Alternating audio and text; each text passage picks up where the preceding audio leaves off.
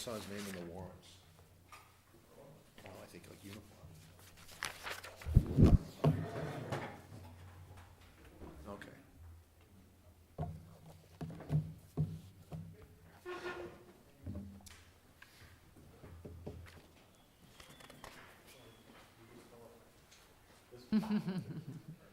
It's all about you. It is all about me today.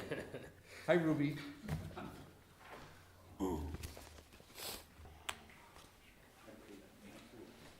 Sorry.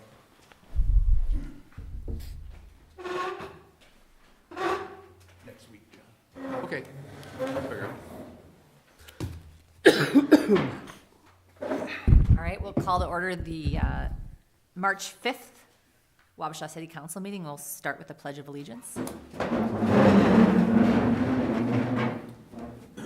pledge to the flag of the United States of America and to the republic for which it stands, one nation, under God, indivisible, with liberty and justice for all.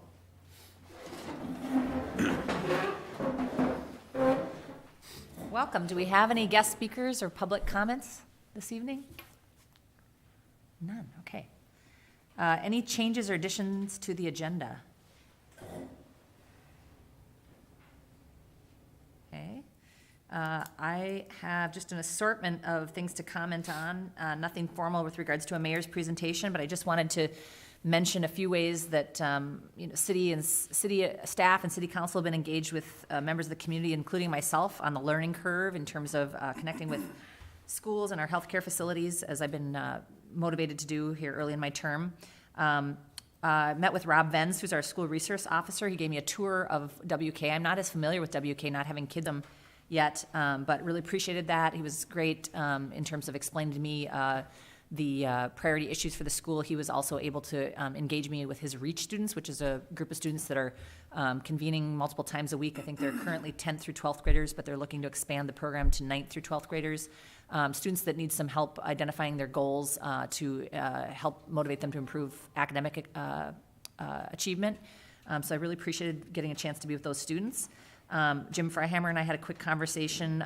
We sort of tabled larger conversation until the community board meets, and that meeting is coming up this week. We had a meeting, Chad and I had a meeting with St. Elizabeth's leadership. The issue of childcare has started to be raised to my attention through the Southeast Minnesota League of Municipalities. And so I've been out there asking, especially employer groups, if childcare is an issue, and unanimously employers are saying that it is. I think families are a little bit more reluctant, individuals and families, to acknowledge some of the child care crisis that they're facing, just because it's something that they've always faced. I think there are parents who have children who've reached their teens, and they've essentially dealt with child care coverage issues or quality issues, and just it's become something that is just normalized. But employers can articulate that a little bit differently based on how they see it affecting their businesses when employees don't have childcare coverage. So nothing to report there yet, except that we're going to look into it a little bit. Lake City has done some work identifying the childcare needs of their residents, and we're going to see what we can learn from them. The network Advocates for Justice, inspired by Catholic Sisters, were in town. Some people refer to them as nuns on the bus, and that was not organized by the city. I apologize to anybody who felt they would have liked to have known about that. Individuals were contacted. I'm not even quite sure how. I think that group is networked through a variety of but I was able to participate, as were members of the business community and the Catholic community were involved. But it was interesting. There was a lot of involvement from Buffalo County and community entities across the river. And so I thought that was a healthy approach. The discussion is what our rural communities' needs and how can those needs be advocated for in Washington. Network is known as being doing strong advocacy for the most disparate populations, but they're also attentive to the fact that rural needs are not being tended to in legislative agendas, and they want to improve the advocacy for social justice for rural citizens. So that was a very valuable convening, and I appreciate the National Eagle Center made itself a site, and Eileen Hansen organized that, and we, those of us who were in attendance, were very glad to be there. The Greater Minnesota Futures Project, which has been involving a group of steering committee members, but also just community members broadly, is looking at advancing some transportation initiatives, road initiatives that are outlined in the Wabasha comp plan. I think, has there been a Department of Transportation meeting with that? Not yet. No, they had a conversation on the phone, I think, today. Okay, plan. So there's just ongoing work there in terms of communicating back to the community broadly, nothing firm, but I would say look to hear more. In a coming Greater Minnesota Futures project meeting, we will have the program team address us related to rural transit initiatives. There's a legislative interest in funding for rural transit, knowing that urban transit solutions are not suitable for rural communities. Surprise, surprise. And understanding what transit needs look like in our rural region. What else? WK has a lot to celebrate. There's been a lot of state and sectional success of wrestling and dance team and trap, and that's really wonderful to see. And of course, the Grumpy Old Men Festival was successful in spite of the weather, or maybe because of the weather. I'm never quite sure how that works with a winter festival, but the plunge was very well attended, and I think that they continue to make that weekend work despite February weather. Additionally, in terms of our congressional representatives being present in the community, you can look forward to, with no date set yet, probably a rural health roundtable or town hall hosted by Congresswoman Angie Craig. Her staff have also been in the community speaking to St. Elizabeth's staff and leadership about rural health care needs, knowing that that's a critical discussion that needs to be had in a continuous fashion. That is all I have as a mayor's presentation. Do we have committee reports or Wabasha good news? I start with you. We actually pushed our utilities meeting off a couple weeks. We're waiting on the results of capital improvement plan and water rate study update. So we wanted to have that before we had our meeting. Sounds good. Planning? No meeting in February. We are tentatively going to schedule it for March 19th for a meeting. We have a couple permits coming up. Okay. Who might forget? Well, Port Authority? Port Authority met Tuesday on the 19th. Regular bills that we pay, all of that. The discussion in general business was kind of an update with that JPN Ventures. That was the loan that's gone south on us. We're in a holding pattern at this point. Everyone that's party to that has been served. So we're in that holding pattern until they now have a chance to respond to that being served. And we also discussed and set a workshop retreat with City Council, which we all know here, and everyone out there doesn't know. So we had a workshop this just tonight with respect to the downtown area, and it was kind of a consensus that we're going to come back with a some kind of a strategic economic plan for our downtown area. And the spark to that, what kind of spurred that on was the Second Street buildings. So there's some specific guidance of what we're going to do with that. Otherwise, that was about it. All right. Darren, did you have anything you wanted to share? Anything important? Guess that's why I'm here. But, yeah, I guess I'm here to speak a little bit on behalf of the emergency management tonight instead of a fire chief. But there's been a lot of questions out there and concerns about the flooding issue coming up here and the potential of that. And I guess just here to say that I've been checking the Weather Service. Emergency managers in the county have been communicating a little bit, and right now it's too early to predict anything that could possibly be happening here. There's been a lot of talk out there. It's compared to the 65 flood. We've seen this then. You just can't put nothing out there yet. There is a lot of snow cover and pack up the Chippewa, but they said that the water in that snow is not very heavy. So the melt up the Chippewa could be okay. They ain't too concerned about that. But the river's low. Some things like that can help with all this stuff for the potential of flood. The next 14 days are crucial. I guess see what after this weather this weekend comes through, if this storm brings in a crap load of snow, or if it brings in the heavy snow, which if temperatures reach 32 or 33, whatever, and it's snowing, it's going to be heavy snow on top of what we already have, and then we're dealing with more fire department issues of roof collateral. But if you look back at the last 5 crests that we had that were majorly high, they all came in April, middle of April towards the end of April. None of them went into May. So the only thing I'd say is the people that are looking for flood insurance or possibly thinking about it, you got to start to act pretty quick, because that 30-day window that you got before your flood insurance kicks in is already putting you into the first week of April. And if we get rain this weekend and some high temperatures for a week straight, we could be right back into that, that potential again. So I guess what I would say is I'll keep you guys informed weekly. There's another flood report that comes out of the National Weather Service out of La Crosse on Thursday. I guess keep an eye on that a little bit. We'll try to make sure that the website's up to date for the flood stage. They can forecast out the next 10 days, I believe, on that chart, and we'll make sure that that's on the website so people can watch the chart, and that'll show a lot. So I guess what I'll do is I'll keep you guys informed as emergency management weekly, and if something comes about, then we'll get in the paper or get it out there. Okay, so citizens should watch the city website, the newspaper, any other outlets that, Our Facebook, our Facebook. social media. Yeah, we'll kind of try to keep it updated weekly for sure. okay. And watch the National Weather Service website for sure, because that's got a lot of good information on, and that's where the information is going to come from that we're going to use for this area. So, All right, thank you. yep. Hey, Darren, can you speak, just, I know it's off topic, but can you speak a little bit about fire and EMS, fire and ambulance, and how that all worked over the Bad weather. weather we had and everything? Yeah, I was, I got hold of Gene on that the night before the storm rolled in, or the night before, and we sat down a little bit and talked about some options to try to get some extra coverage out there. If you got a crew of 2 people once heading out to this, in this type of weather, 4-wheel drive or not, it's always nice to have extra hands on. And we come up with agreement that we're gonna roll fire with all medical calls for that weekend. So what we did is we staffed our rescue truck with 4 guys and extra equipment, medical supplies, shovels, Stokes baskets, things that we can use if we have to trample through the snow a little ways. And just kind of got things prepared, and sure enough, it went bonkers on us for that weekend.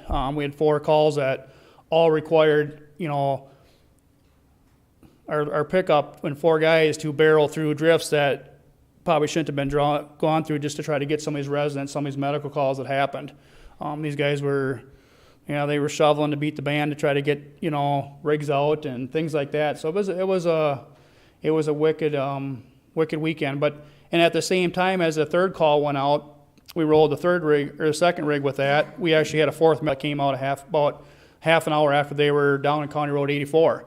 And so we had to roll the backup ambulance with some staff from our department and another fire truck. And we actually had a plow truck follow us up County Road 30 for that call, and just to make sure that we were going to get in and out of that residence.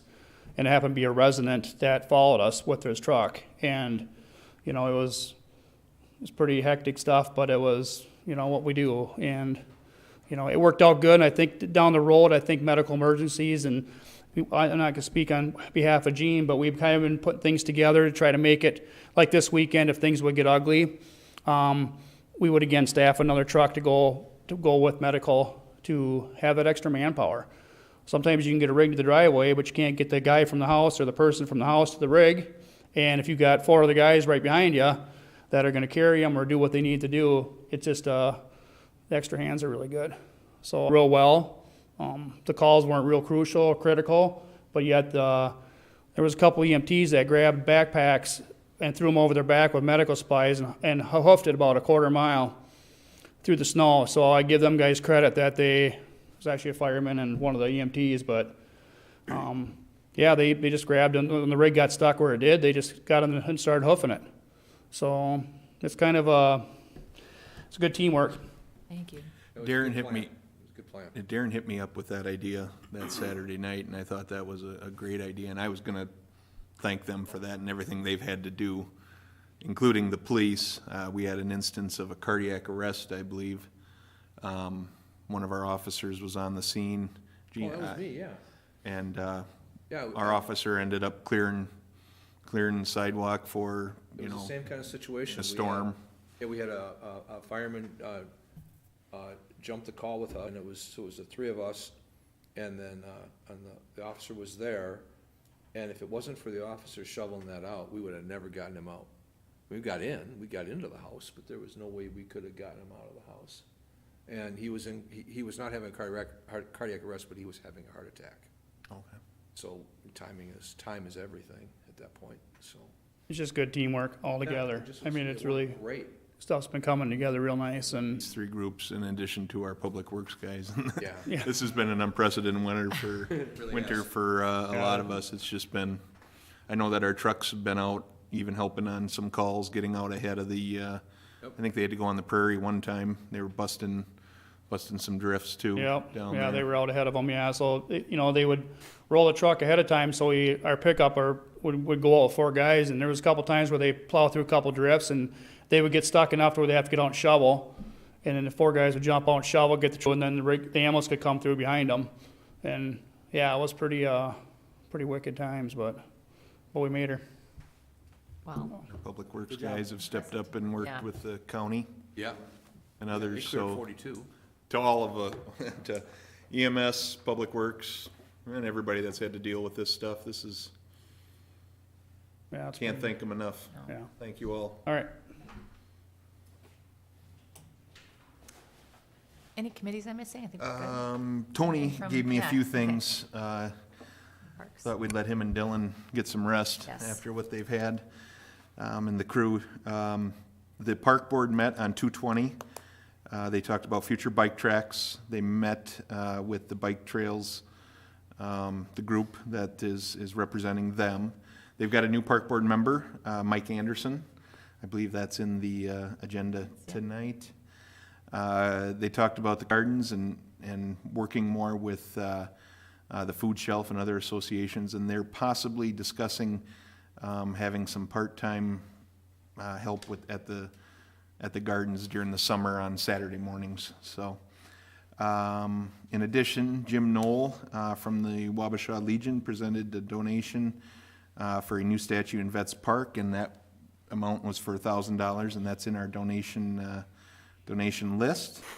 And then the street commission met on 3/5 today. They talked about, there's a new plat that's coming forward from, Coners. It's the Bayou preliminary plat, and I believe the, planning commission, that was, their meeting possibly the 19th will be on that, if you have that Yep. meeting on the 19th, Yep, yeah. yep.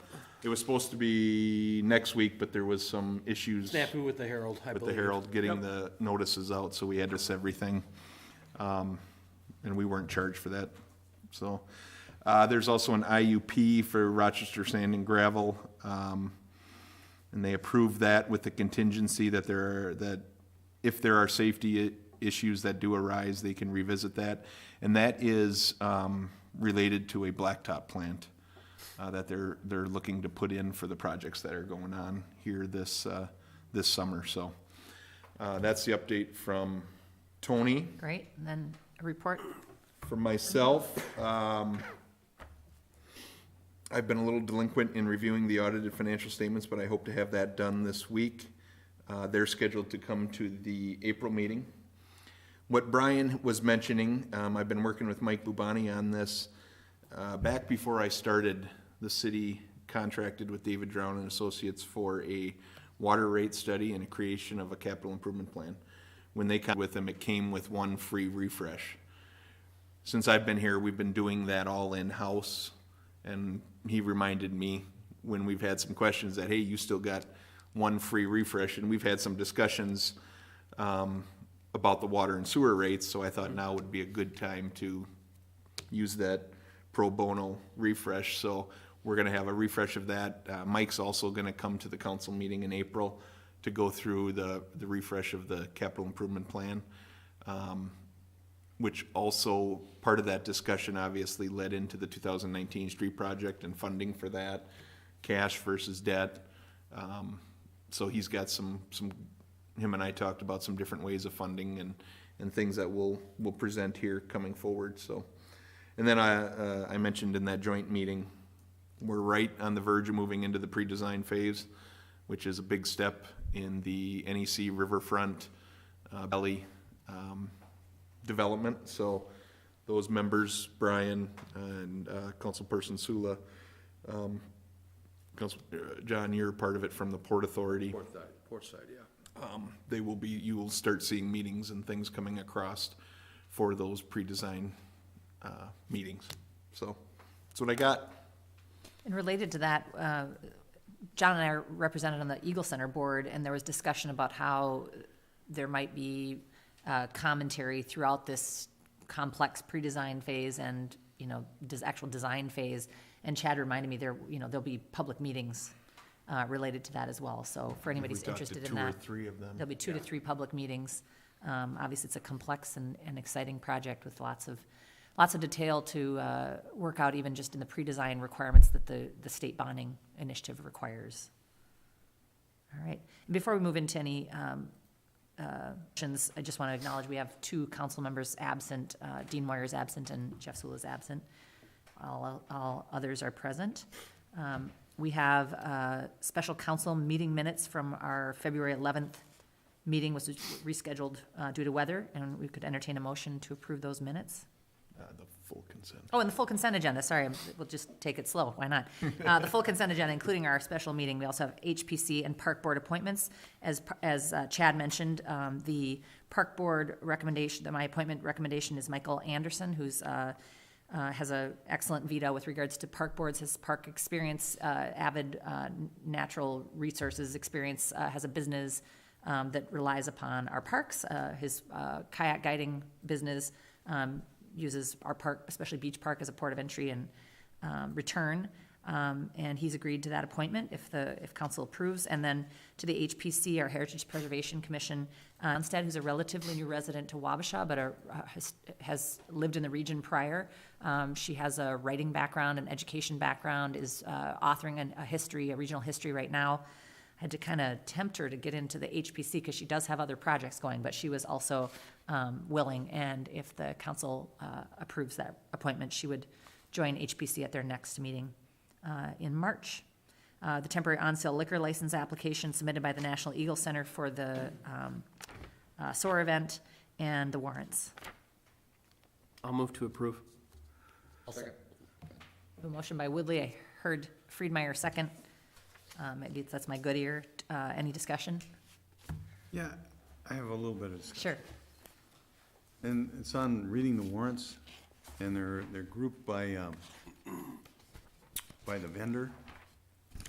And I have a hard time reading that, because you can go by vendor, I just thought it might be more relevant if they were grouped by department. So this is just an idea by me, but I just wondered if anybody else, if we've ever done it that way, or if is this on a spreadsheet where you can just Certainly, you sort them? can resort Sorted it anyway.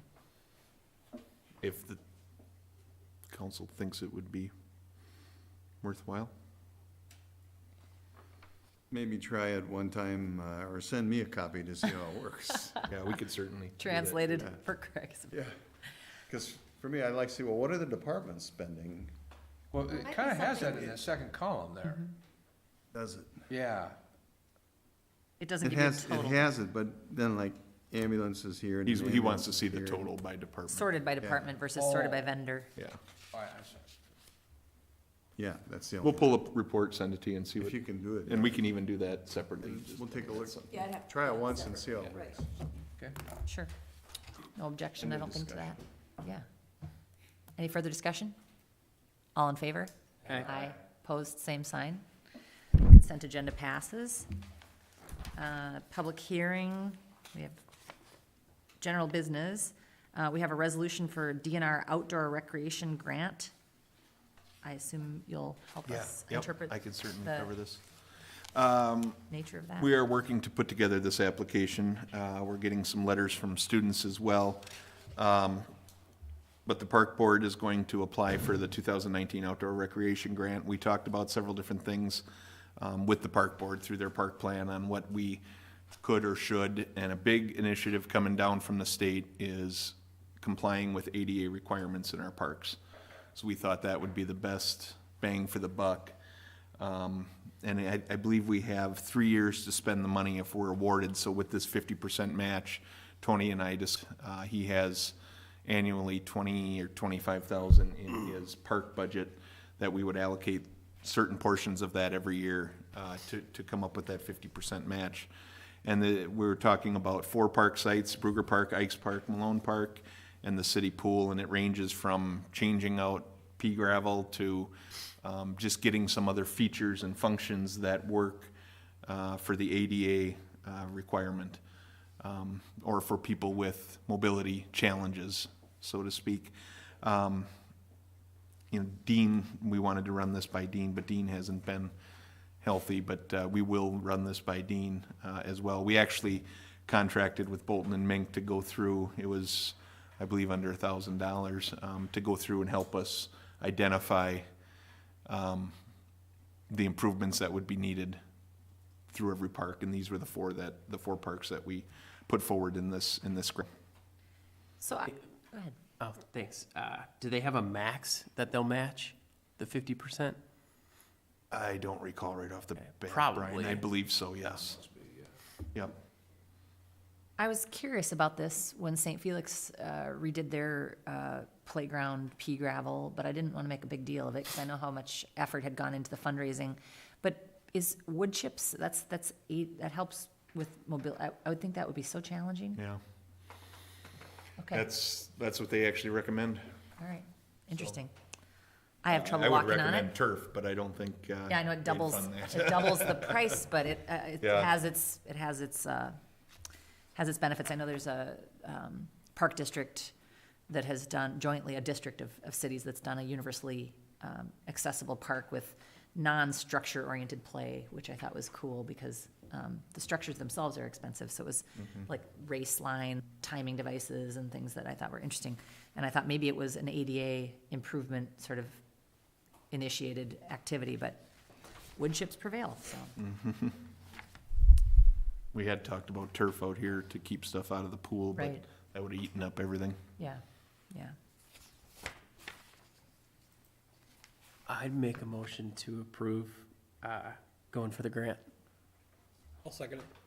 Motion from Woodley, second from Walrick. Do we have any discussion? I have one question. So I was walking around town and I came across the bridge at the slough, and then I was going into Ikes Park, and then there wasn't really a way to walk on a sidewalk to get from Ikes Park to the sidewalk along Grant Boulevard. It's just that one little stretch along Maiden Avenue, but I see number 1 here. It kind of looks like that's what they're gonna sidewalk along Maiden Avenue so that you can get from the handicap parking stalls, which is where that's kind of where the sidewalk ends, the existing sidewalk. So if I understand that correctly, I think that would be great, because that's the one segment in that thing you can't, Disconnected. that you have to gives you either the go through the connectivity, parking yeah. lot and dodge the fishermen, or on Maiden Avenue and dodge the traffic. But that's great. I think that's great. Fantastic. Any further discussion? All in favor? Aye. Opposed, same sign. Motion passes. We have the Southeast Minnesota League of Municipalities member support resolutions for the 2019 legislative bills. I'll try to represent this without Jeff here. I foreshadowed this in our February meeting. Jeff and I had just attended Minnesota League of Municipalities annual meeting where their policy committee brought forth individual bills that they expressed a desire for the league to make resolution on with regards to support. And these this is the full set of legislative bills that was that the league resolved to advance into their legislative session. I can tell you that there was cursory discussion of all of them.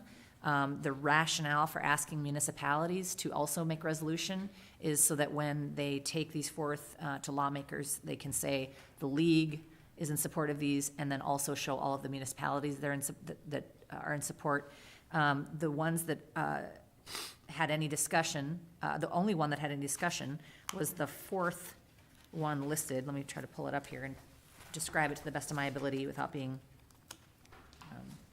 an advocate of that particular bill individually. The Venture Southeast Minnesota Diversification Revolving Loan Program. It's meant to implement resources to further the economic development initiatives identified within the findings of the economic impact study and analysis of effects of current projected economic growth in southeast Minnesota, funded and completed pursuant to the 2017 session laws. Southeastern Minnesota League of Municipalities wishes to work with legislators in our region on behalf of 65 SEMLM cities, of which Wabasha is a voting member, to provide our communities with needed economic development tools to address the issues identified in the Southeast Minnesota Regional Economic Impact Forecast Study cited above. Without a regional development commission, our part of the state lacks the same level of regional economic development support as seen in the rest of the state. And it says, whereas the Journey to Growth organization has put this bill forward as a tool for communities outside of Rochester in an 11-county area. So I thought that was important to note. This is for communities outside of Rochester. The economic benefit of growth in southeastern Minnesota requires diversification and regional distribution. And whereas the Southeastern Minnesota League of Municipalities seeks support of the Venture Southeast Minnesota Diversification Revolving Loan Program bill for the regional distribution of economic benefit, it will generate for entities throughout the 11-county area. So Wabasha County would be one of those counties. The only debate that occurred was on this bill. There was one member from one municipality that really felt strongly that the data in the study that's cited in this bill strongly highlighted housing and childcare as really necessary issues to address to adapt to workforce needs and economic development needs in the region, and therefore felt that this revolving loan program was not focused on those areas specifically, and weakened the argument that those are the two key issues. His comments, while articulate and he used several examples of why he thought that was key, was not met with any discussion of the group broadly, and there was, I think, all but his vote in favor of this bill. The other one that isn't actually, is also not childcare or housing, but wasn't met with the same request for consideration in that regard, is the bonding request of $7 million for reconstructing runway 220 at the Rochester International Airport. And that was voted unanimously. So the Resolution 8/2019 in support of the Minnesota Housing Tax Credit Contribution Fund was unanimously approved. State funding to the Minnesota Initiative Foundations for Rural Minnesota Child Care was unanimously approved. Support and bonding of the request of $7 million for the runway unanimously approved. And then I think only one nay on this Venture Southeast Minnesota Diversification Revolving Loan Program. And there was discussion countering this one member's concern that it's not be focused enough, and she was not a voting member, but just as an economic development staff member, wanted the communities to be represented and have certain sectors have access to revolving loans that she sees not currently having access to revolving loan programs. So that's what I can tell you about those, aside from you reading them. And so we could entertain a motion to support these resolutions for 2019 legislative bills as advocated by the Southeast Minnesota League of Municipalities, if someone would like to make that motion. I'll make that motion. I'll second. A motion by Friedmeier, second by Woodley. Any questions or discussion? I will Not a- just, yeah, sorry, go ahead. I will just say that last year, both our bonding project as well as support from this organization for our battle, so to speak, with the dredge material was supported by this organization last year. So we don't pay but peanuts to be a part of this group, and they've helped us a lot, so. Yeah, and it's very informative for anybody who can attend the meeting in the future to hear that those legislative priorities articulated in the form of bills. So we have a motion and a second. Any further discussion? All in favor? Aye. Opposed, same sign. Motion passes. And we have a closed session now. Oh, I'm sorry, I missed an important one. Marina franchise agreement update. Thank you, Chad. And I can do that. John, Jeff, and myself met with the Parkside Marina operators, Mark and Kirk Wickersham.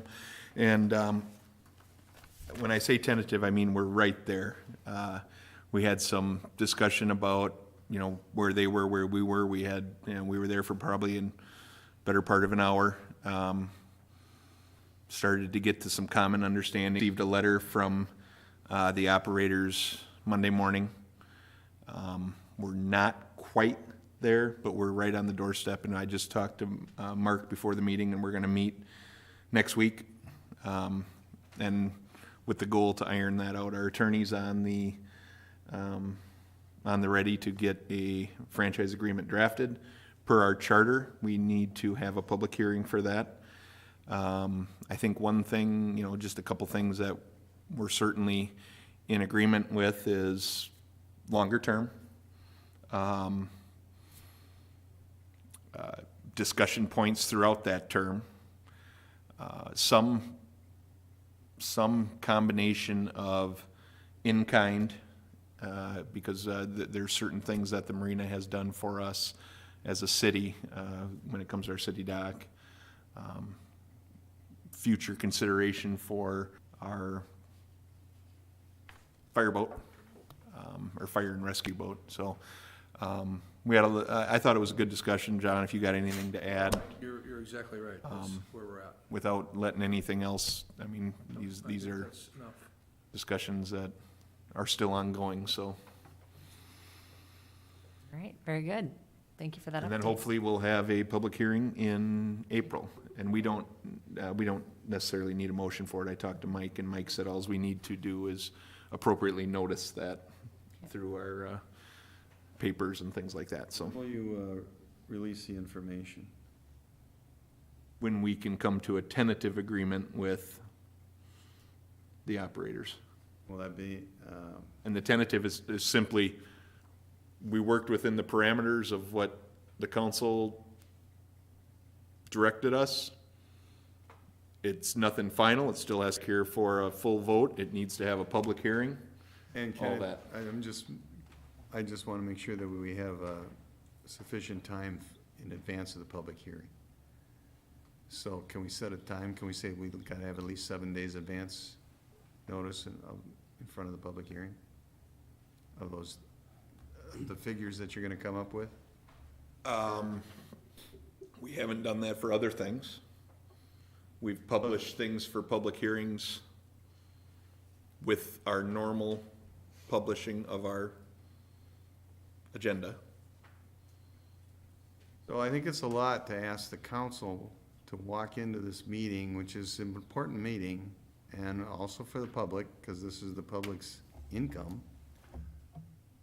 to walk into a meeting and expect us to act on it and be notified of what the terms are at that same meeting, so within a few hours. We can always table it though, can't we? Yeah, it doesn't Can't. need to be voted on that night. And then Well, thinking it's still about, gonna go, it's gonna go out. thinking about the public, so what, they don't have that benefit of that. That information, whatever's gonna be at the public meeting has to be public for minimum 72 hours, Yep. In the agenda packet. Okay, so we have at least 72 hours. at least, and so. Which, yeah, And it's gonna go out with the council packet, just like it always does, so it'll probably go out on Thursday, we'll have our meeting on Tuesday. And it'll be on the website from Thursday on, It'd be nice to have more time. and if we can get it out earlier, we will.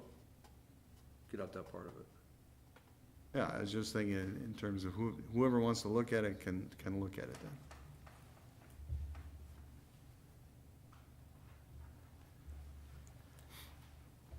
All right, so we don't need a motion.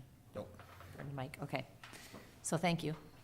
And we'll move to a closed for the city administrator review, since it's private personnel.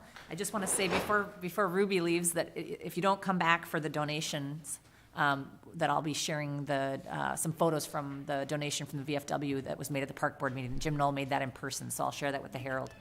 And look forward to doing that, so. Okay, sounds good, sounds good. I just didn't want that to go unrecognized. All right, so. Yes, yeah, and both, you said. This one, according to this, is just the Legion. Just Legion, okay, donation. all right, Yep. all right. So, this closed session of the regular Wabasha City Council is called to order. The agenda item for this meeting is the. Mayor? Yeah, Is Joe supposed to leave? he is, isn't he? I think she has to say her, Yes, it's listed. in Who's- open session before Oh. we close, that you have to, Yeah, we need a motion to go into. Thank you, thank you, you do? but I think And then- first read her, right, in open session? Yes, in open session, but I think we do need it's not clear where the motion comes to close it. It's maybe right here in the script, but. Yeah, it comes. You So can, I think you it's read coming. the agenda Yep. item. Okay. So this is the evaluation of performance of Chad Springer, City Administrator pursuant to Minnesota Statute 13D.05 Subdivision 3A. Oh, is it, oh, no, not She yet. has to We finish gotta We're get still the open, motion, we're yeah. still open, yep. This closed session, the regular Wabasha City Council is called to order. The agenda item for this meeting is the evaluation of the performance of Chad Springer, our city administrator, pursuant to Minnesota Statute Section 13D05, Subdivision 3A. This agenda item will be closed because the city council will be evaluating the performance of an individual subject to the city's authority, Chad Springer, city administrator. Mr. Springer has received a notice of the meeting. Minnesota Statute Section 13D.05 Subdivision 3A provides that any portion of a meeting may be closed for this reason unless the individual who is the subject of the meeting requests that it be open. In this case, Springer did not make such a request that the meeting be open.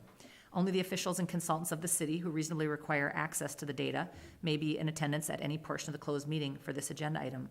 I'll entertain a motion to close this portion of the meeting now. I so move. Walrick moves, Second? second by Woodley. Any discussion about closing the meeting? All in favor? Aye. Opposed, same sign. Our meeting will be closed, so, I don't have a good watch on the closed, the time is now 7:42, and the city council's in a closed session. The clerk will take the roll in a moment here. We'll not ask her to do two things.